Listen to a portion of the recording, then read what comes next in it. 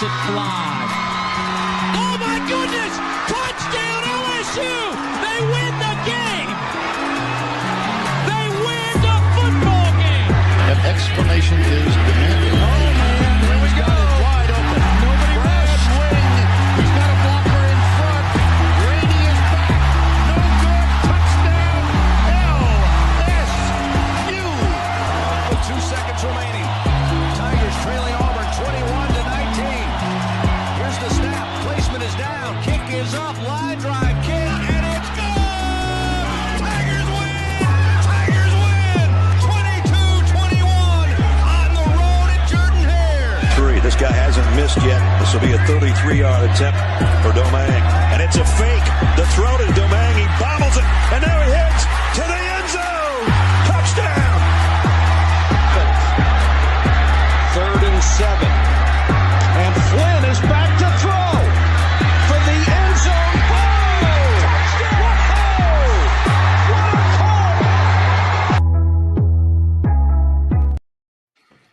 Welcome into the Bayou Bengal Backers podcast, the Triple B. I got it that time. It felt good.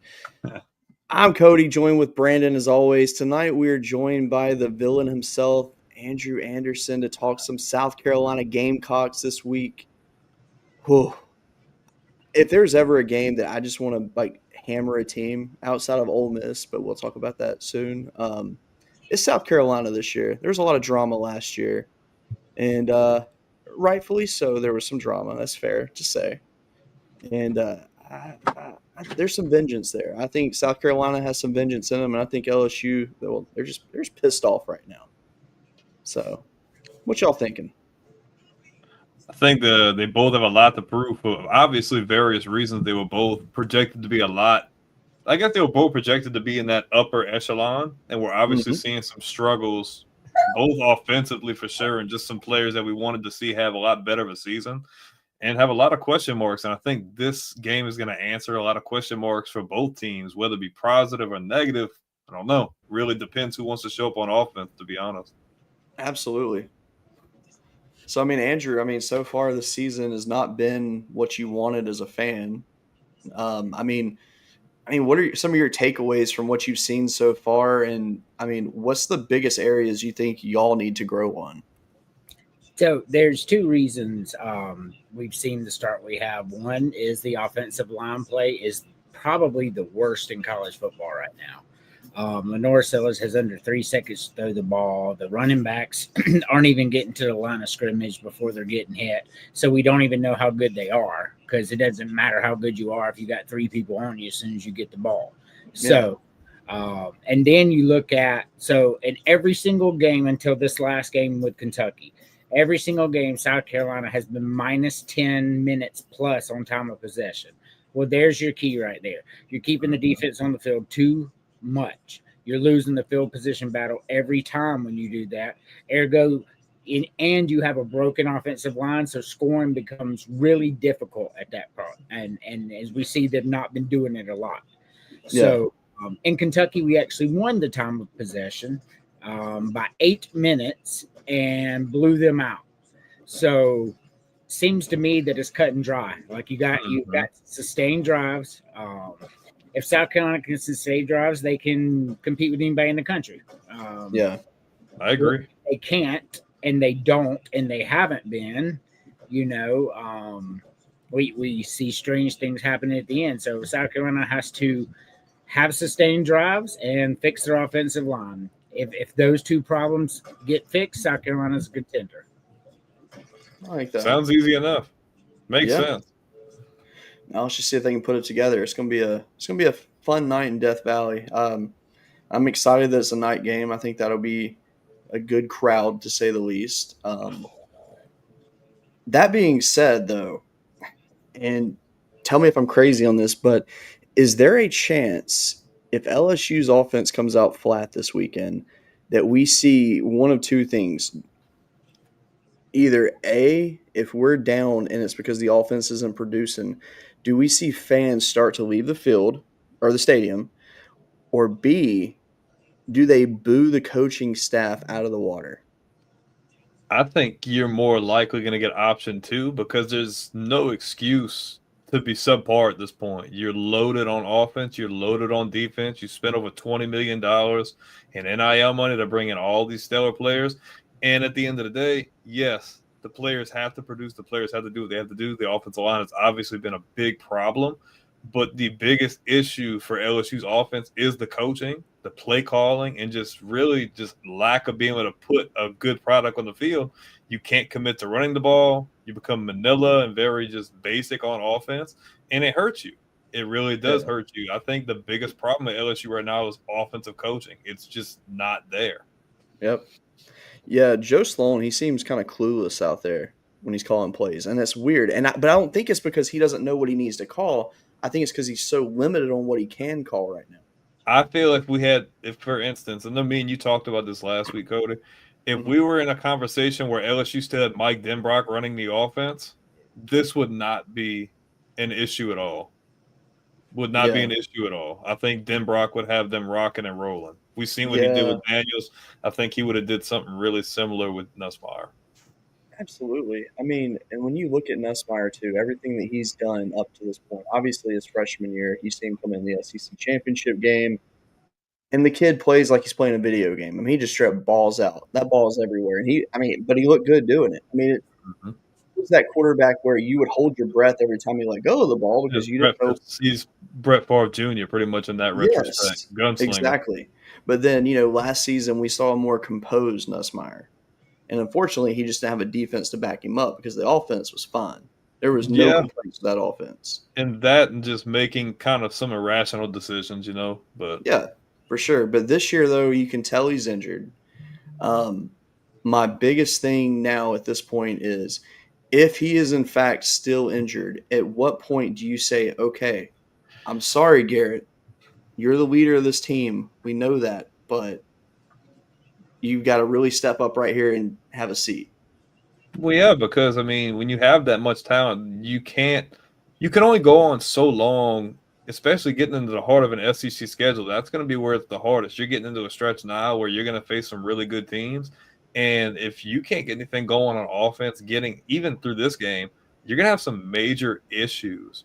And if your quarterback being hurt is limiting you in the pass game and being able to spread the ball and get the ball to everybody, that needs to be a conversation that's hey, we don't want to bench you, but you're hurt. You're not being able to make good decisions to stretch the ball downfield. Maybe we need to split some reps here and get you another guy in there because sometimes when he's hurt like that, your offense can become stagnant and there's no momentum and there's no fire. And sometimes you just need a fresh set of hands out there to just kind of wake it up a little bit, For sure. And, it didn't help with Caden Durham going down. That really was unfortunate. TJ asked, more disappointing season, Nuss or Klubnik? I'm going Klubnik because with Nuss being injured, Klubnik's not hurt. And he just has not looked like himself, which, to be fair, has Klubnik ever been great in his college career?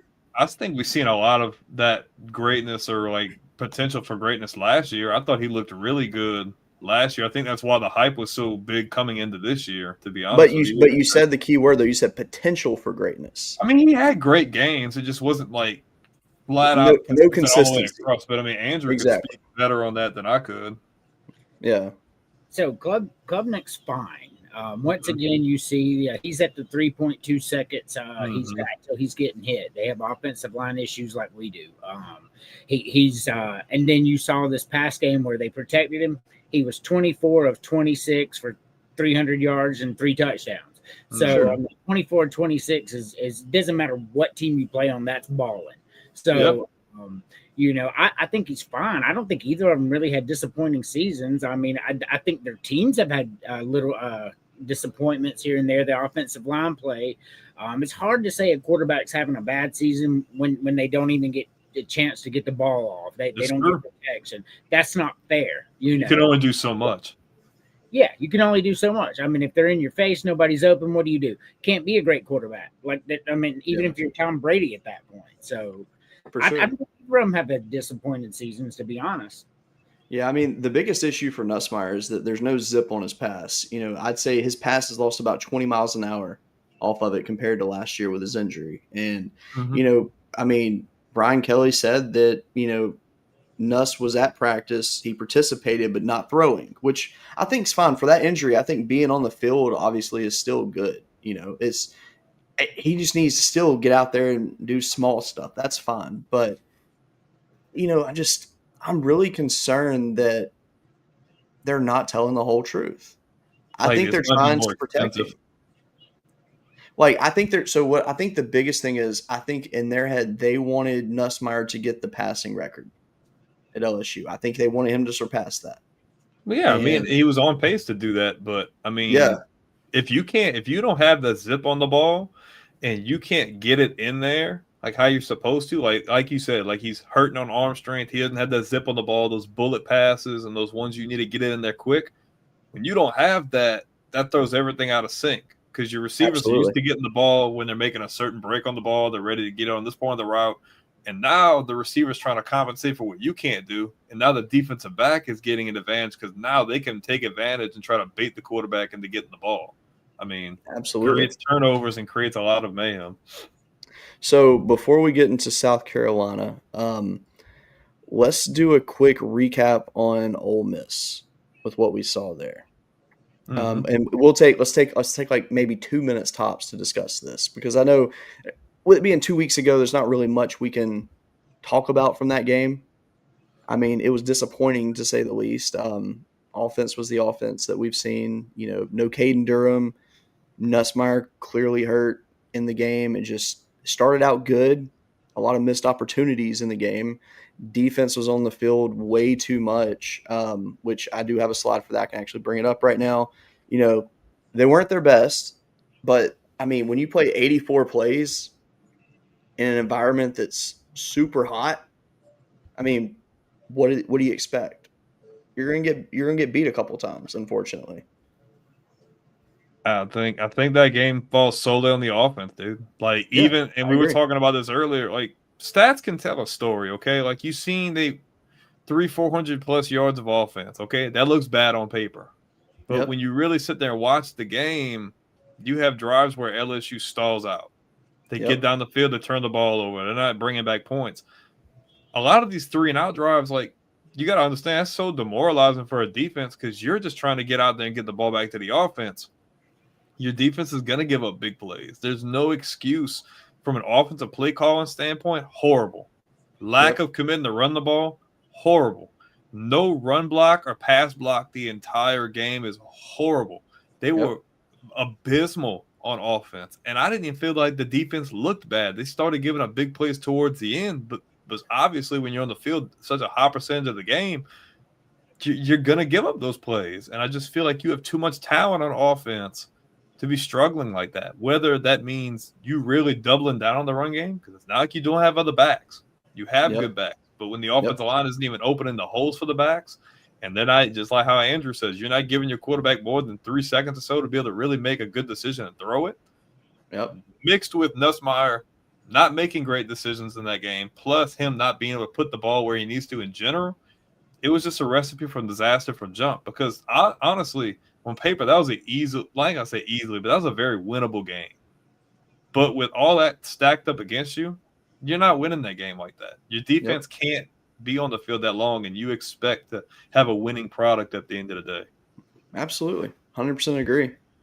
But, it is what it is. We got to move on from it. It's a shame. Let's Let's see here. So getting into South Carolina, I got a graphic here that's, just got a rundown on what the teams have done this year, what they're averaging per game. They're pretty similar on offense. LSU 27.4 points per game, South Carolina 24.8.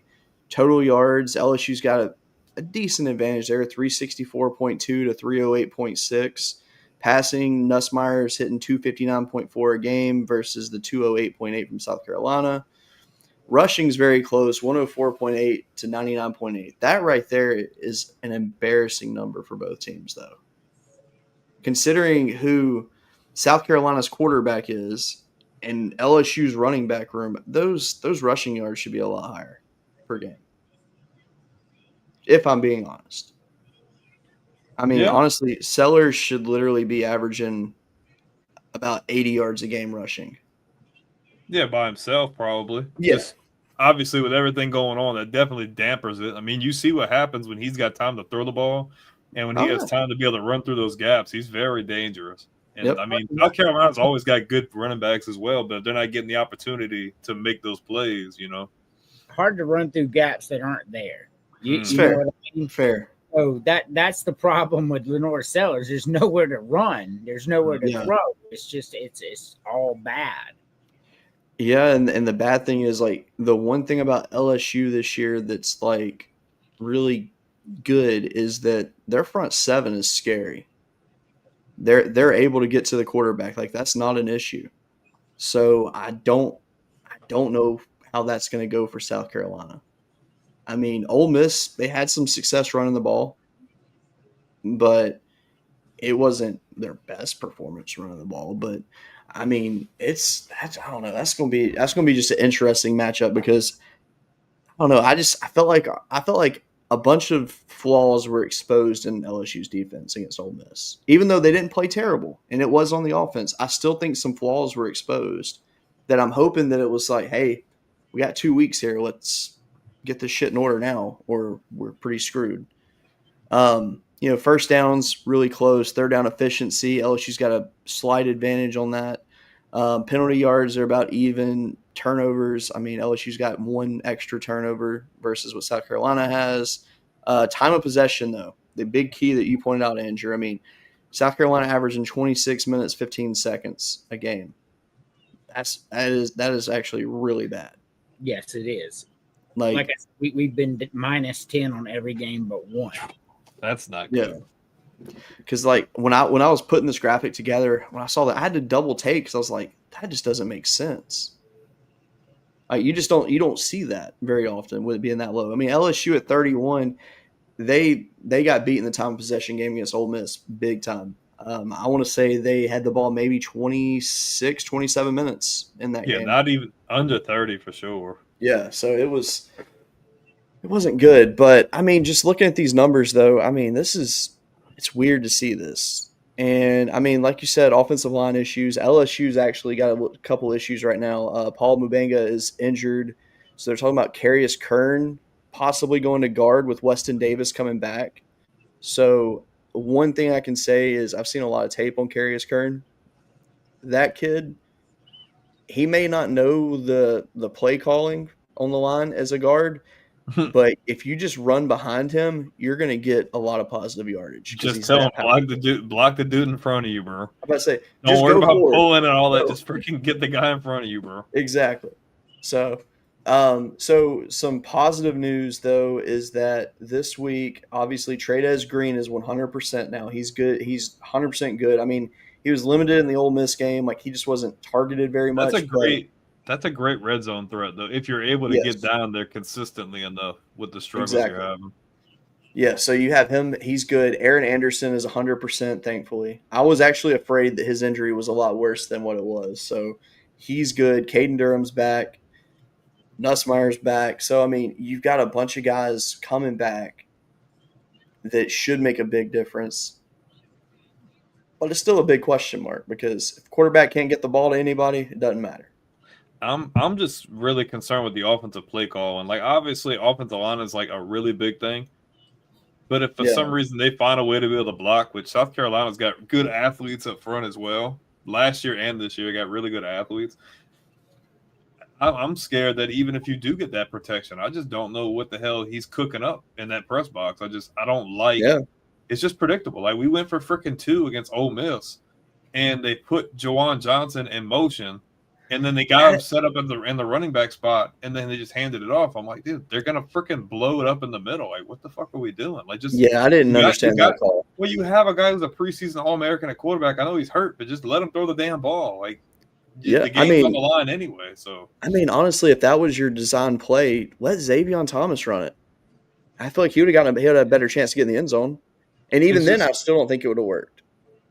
It was just a bad call. When you have talent and you feel like you're being limited from play calling, that's a problem.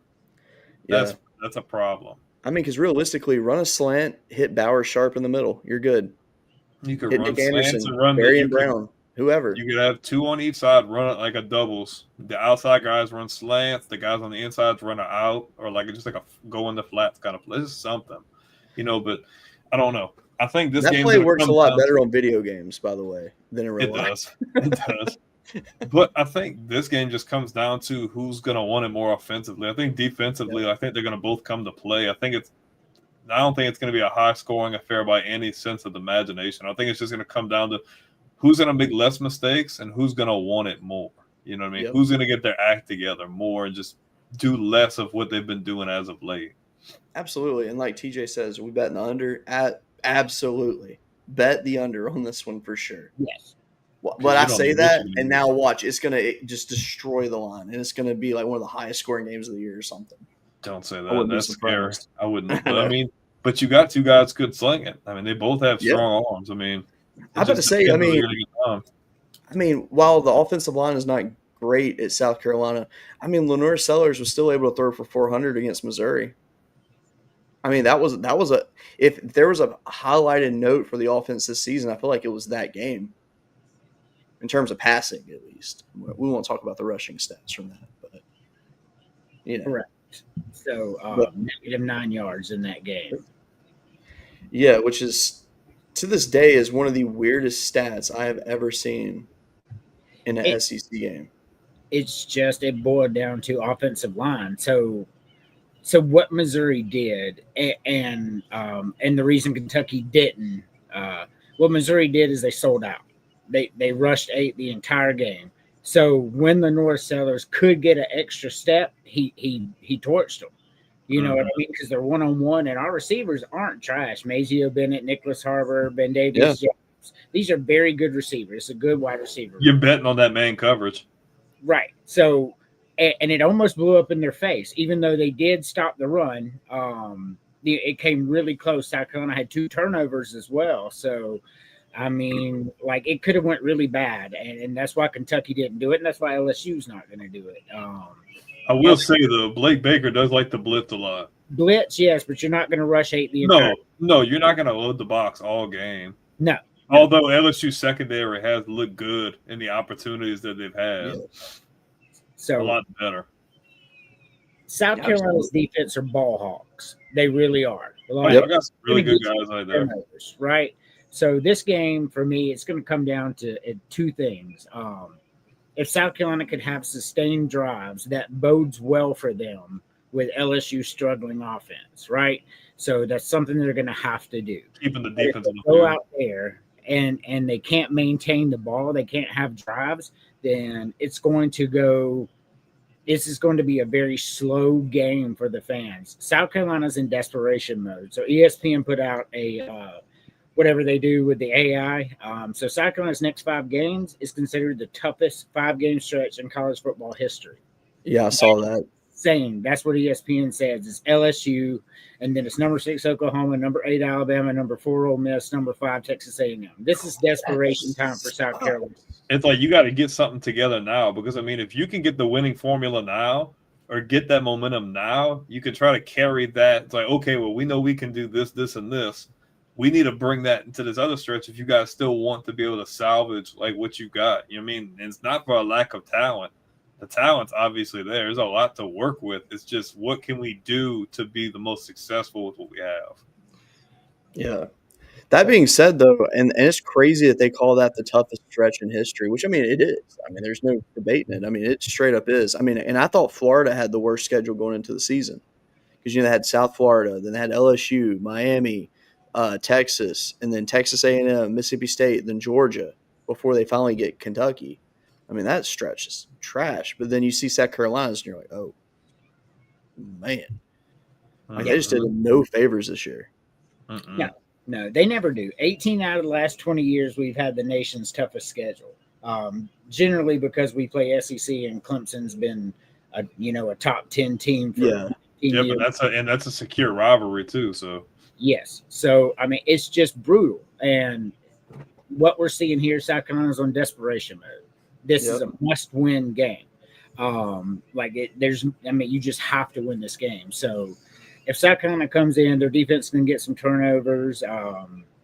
This could be a 17-14 type of game. Mm-hmm. If South Carolina goes out there and has 7 or 8 straight 3-and-outs, you're looking at about 24-10. Those are my two predictions. It's either going to be a 17-14 close-knitted type of game, but if South Carolina goes out and has consistent 3-and-out, 3-and-out, 3-and-out, 3-and-out like we've seen all year, LSU's going to win this game 24-10. I honestly could see it where both of these teams are having consistent struggles like that. Like it for LSU, it comes down to the freaking quarterback. Yep. If he's feeling good, then that definitely gives you a beacon of light. But if he's still like hurting or dealing with whatever he's dealing with, because like he said, I don't think we're getting the full picture here. I don't think they want to disclose all of that because they don't want to be exploited, I guess, or feel like they have an idea what they're going against. If he's 100% go, then LSU could have a chance to drop at least 20 or more points, like you said. But if he's still dealing with that and they're one dimensional on offense, this is definitely a game where both teams don't eclipse 20 points. Like definitely, because LSU can't run the ball. Like they've ran the ball okay, but I don't really know if they're really going to run the ball in South Carolina like that. They don't commit to running enough to think that they would be able to do that. You know what I mean? So I mean, I don't see it being an offensive heavy game at all. I think, like you said, it's going to be one of those long, drawn-out games to where it's like 1 or 2 mistakes will cost you this, whether they're big mistakes or not. Like staying on the field too long, not getting enough possession. Like it just depends. Yeah, for sure. And I think one big thing, I think LSU's game plan is going to be kickoffs. They're going to have Burrell kick that son of a gun into the crowd. They don't want a chance at a kickoff return. Punting, we're kicking to the sideline every time, I think. Yeah. They don't – we're punt return for touchdowns this year. Yeah, I about to say, like, you do not want their special teams getting their hands on the ball and having any chance, because if they do, I mean, they're going to make you pay for it. And it's not like they were flukes where they got lucky. Like, they were, like, earned touchdowns that South Carolina's gotten. So they got some Devin Hestas back there. Oh, absolutely. Bakari Swain, man, he's got 3 of them. That's fast. He is very fast. Now, that being said, though, I don't know who's the fastest man on the field Saturday night, because LSU's got 2 guys that I'd race against anybody. Aaron Anderson being one, Bull Barry and Brown too. But who's the track star that's on the wide receiver room? I'm having a brain fart right now. Well, I know y'all got him, but we've got one as well that runs like some ridiculous. We're not talking about Xavier Thomas. Xavier Thomas is really fast too. Yeah, but no, there's another guy that's faster than everybody, and I can't remember his name right now to save my life. He hadn't touched, but to be fair, he hadn't played much. But his speed though is ungodly. We got a guy they got a guy from my high school. He's in that receiver room, but he hasn't really been getting any looks either. Kylan Billiard. Oh yeah. He's got a good future though. He definitely does. He was a 3 or 4 star guy. Which, well, to be fair, when you're a 3 or 4 star in Louisiana, it means you're probably a 5 star. That's just the rules. I mean, at the end of the day, if Justin Jefferson's a 1 star coming out of New Orleans, that was the ultimate 5 star right there. Yeah, for sure. I still don't understand how that man was a 1 star in high school, comes in and Coach O saw it instantly and is like, watch this. Well, I mean, it could be competition too, because when you got somebody who's really good and he's playing against a bunch of dudes that look like me, it's hard to gauge how good he is. But that's another thing with, like, and I'm not going to get into like a whole bunch of other stuff, but like that's the thing with Arch. Arch played at Newman. Newman doesn't play anybody. Newman plays cupcakes. And they were like, "Oh, he's so good, he's so good." I'm just like, Newman don't play nobody. I'm about to He's say, hey, freaking teams that are trash, dog. I'm like, the three of us could have been quarterbacks on that high school team against I'm who he just played saying, against. like, let him play against like St. Aug or something like where Leonard Fournette went. Like, they're not freaking Man. winning those games. Like, that ain't happening. I will say Leonard Fournette's high school tape is still some of my favorite to watch. Like I still go back and watch it. Dude was a grown ass man, bro. Yep. In freaking high school, bro. And then freaking dudes were like kids.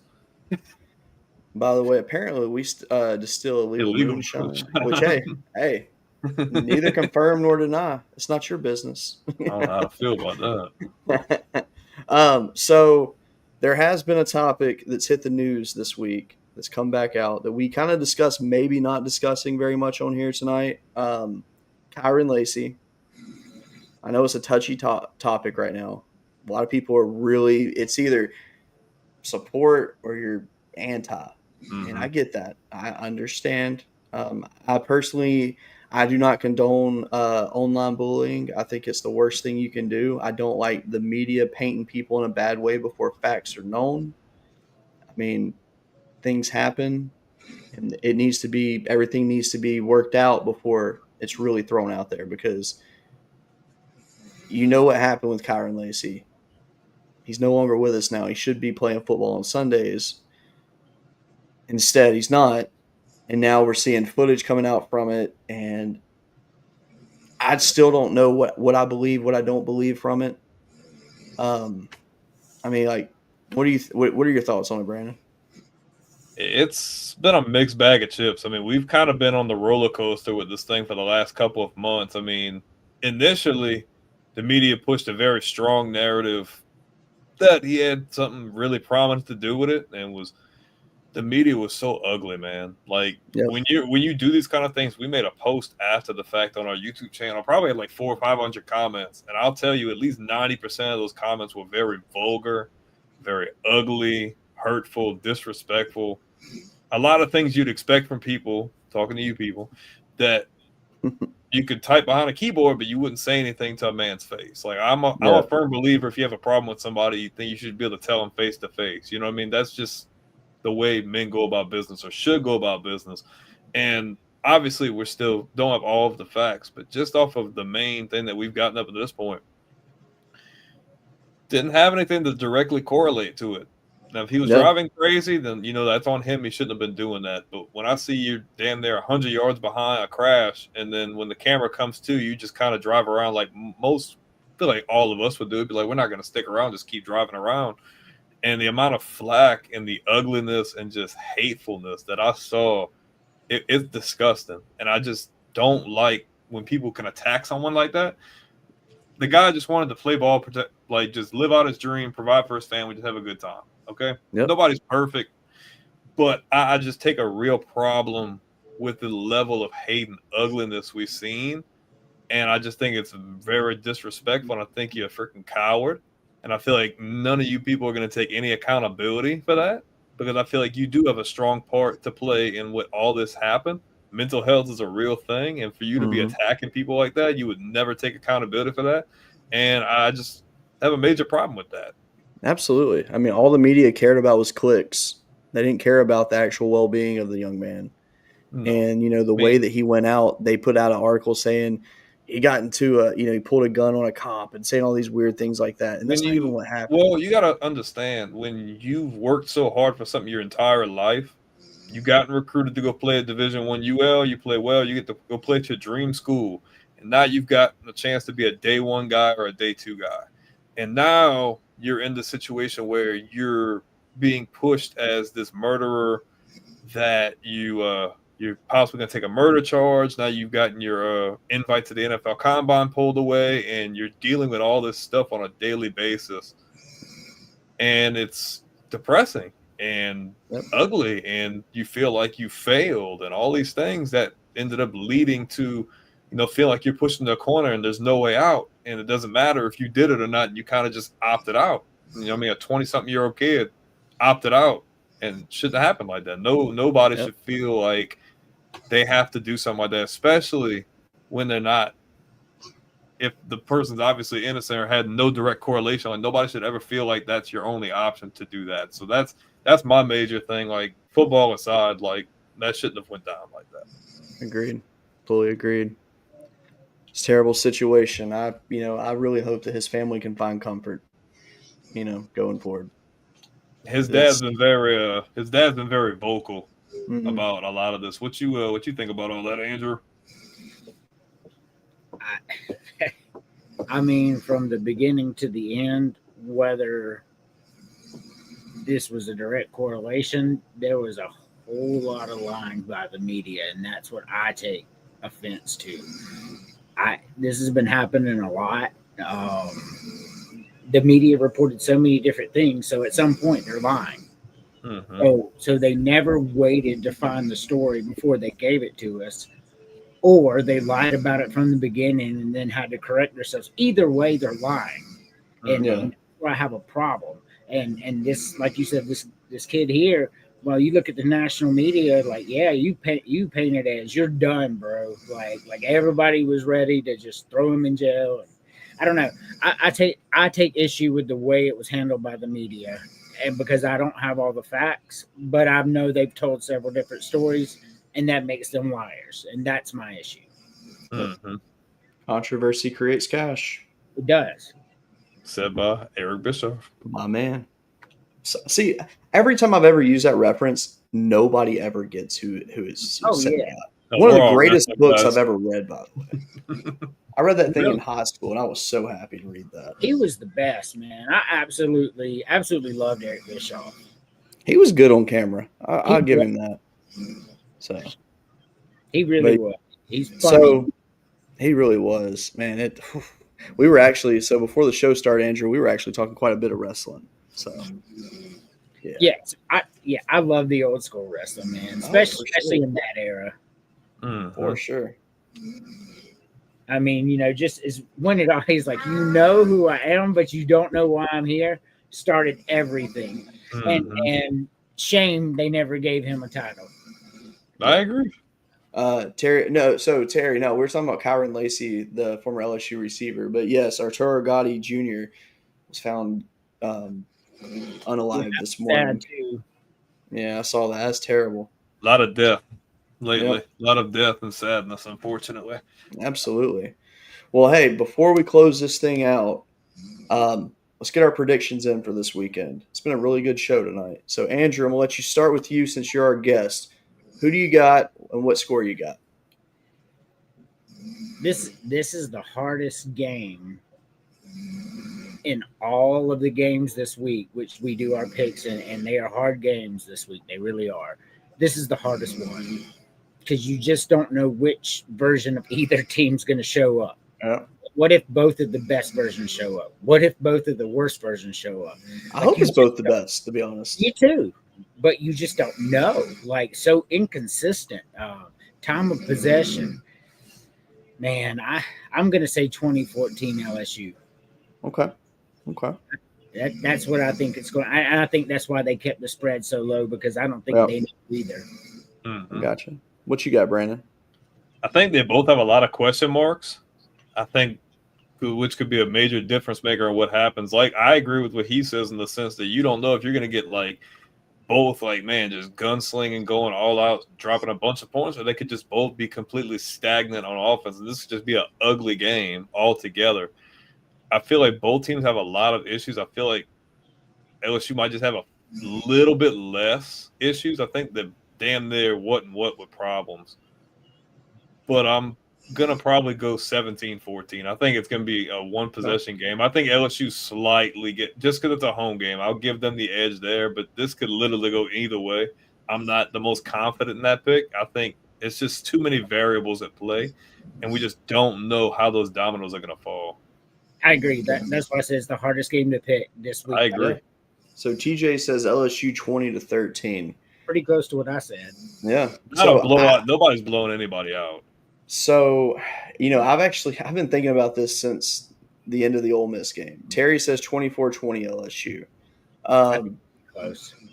I've really followed what the media is putting out there. I've listened to press conferences. I've, been doing some research. I looked at last year's game versus what we're doing this year, and I looked at too much, overthought it.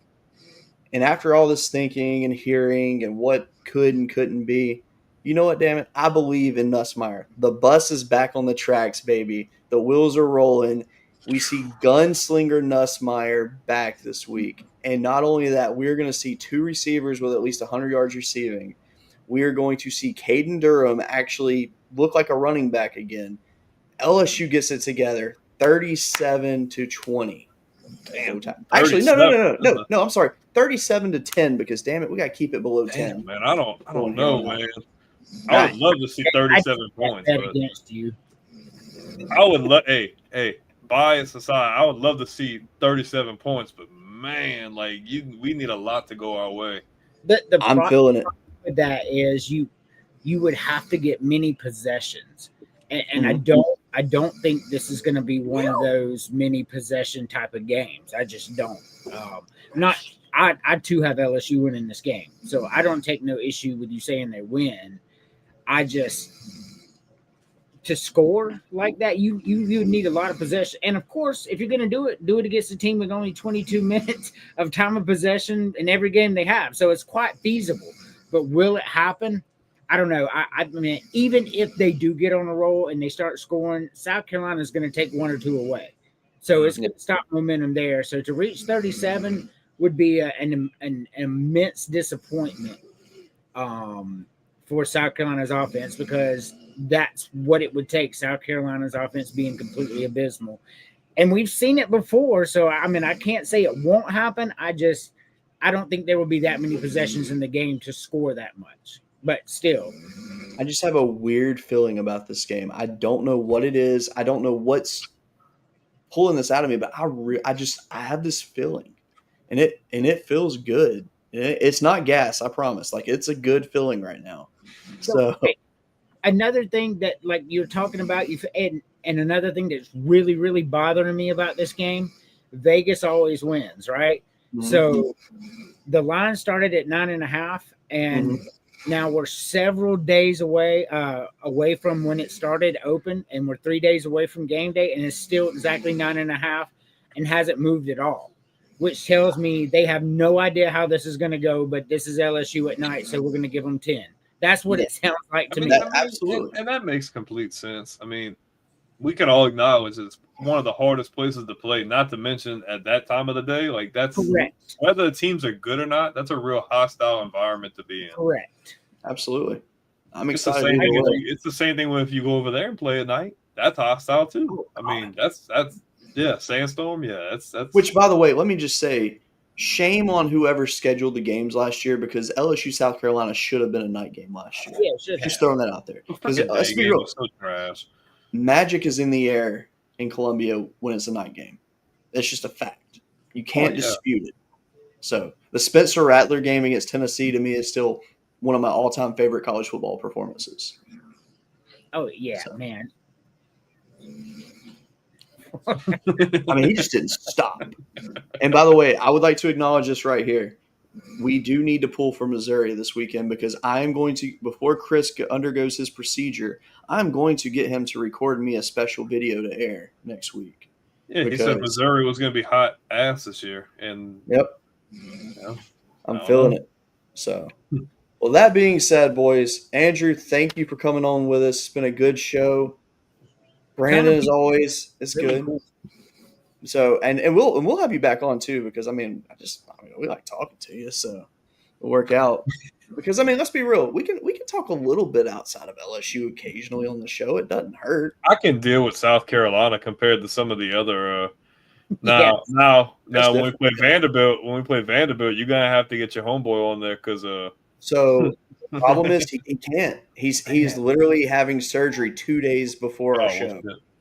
Yeah, so he is out. What could have been a pre-recorded video from him to air on here to get his thoughts, because obviously you want to hear what he's got to say. So, like Andrew says, crazy talk. Yeah. He's for sure about what's going to happen there, but it is what it is. That being said, thank you everybody for watching. Be sure to like, subscribe, share, Follow us on socials, whatever you can do. We appreciate your support. It's been a good participation in the comments.